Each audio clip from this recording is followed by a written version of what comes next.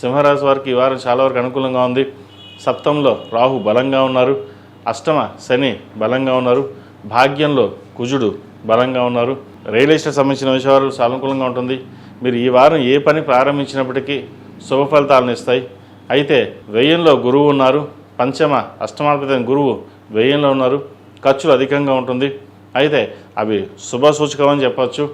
ఖర్చులు ఎలా ఉన్నప్పటికీ రాబడి కూడా అలాగే ఉంటుంది.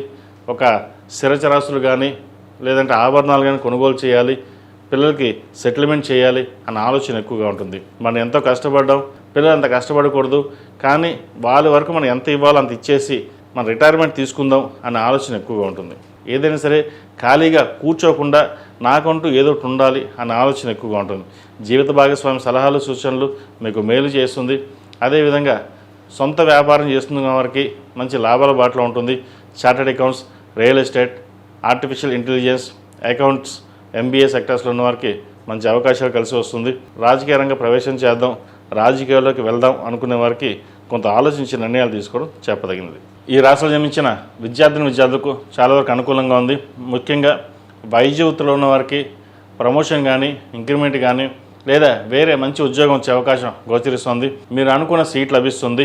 ఏది ఏమైనప్పటికీ వైద్య రంగంలో ఉన్నవారికి కాలం అనుకూలంగా ఉంది.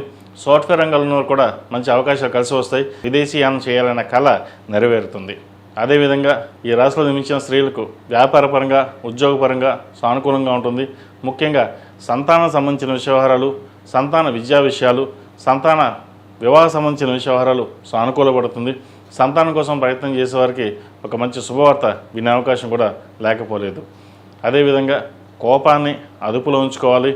ప్రతిదీను మన వాళ్ళే కదా అని అన్ని విషయాల్ని పంచుకోవడం ద్వారా ఇబ్బందులు ఉండే అవకాశం గోచరిస్తుంది.